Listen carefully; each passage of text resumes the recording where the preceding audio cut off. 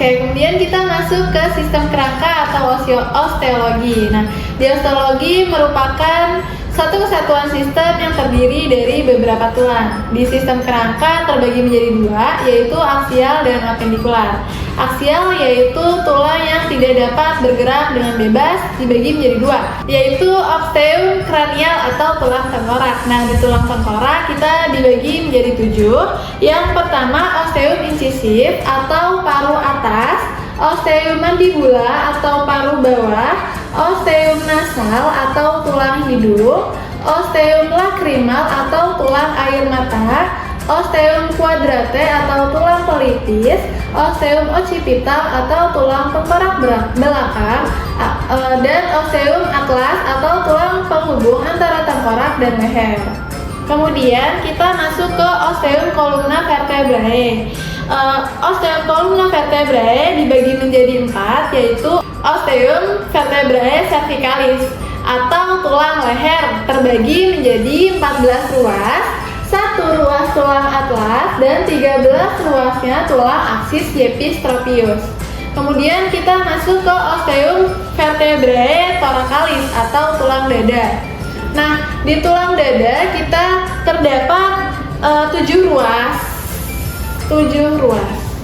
Kemudian kita terdapat osteum lumbosacralis terdapat 14 ruas dari tulang punggung sampai ujung ekor. Kemudian kita ke osteum vertebrae coccygealis atau tulang ekor terdapat 7 ruas. Kemudian kita masuk ke apendikular atau tulang yang dapat bergerak bebas. Yang pertama ada osteum pectoralis atau tulang bahu.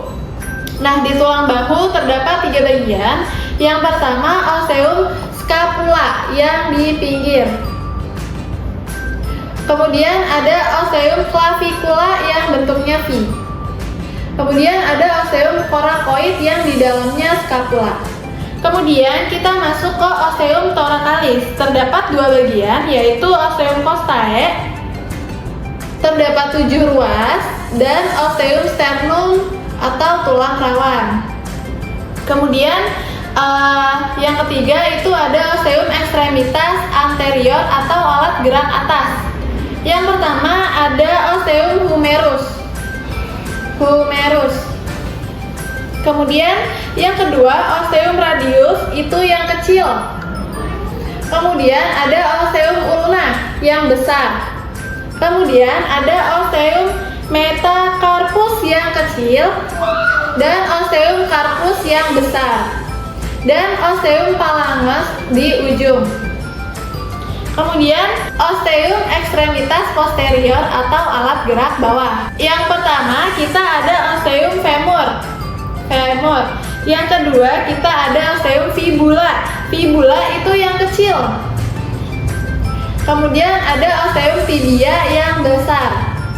Nah, kemudian penghubung antara osteum femur dan osteum tibia ada osteum patella. Kemudian ada osteum metatarsus. Metatarsus itu yang kecil. Kemudian ada tarsus yang besar. Dan osteum digiti atau jari. Kemudian yang terakhir ada osteum pelvis atau tulang pantat. Nah, di osteum pelvis terdapat 3 bagian, yaitu ada osteum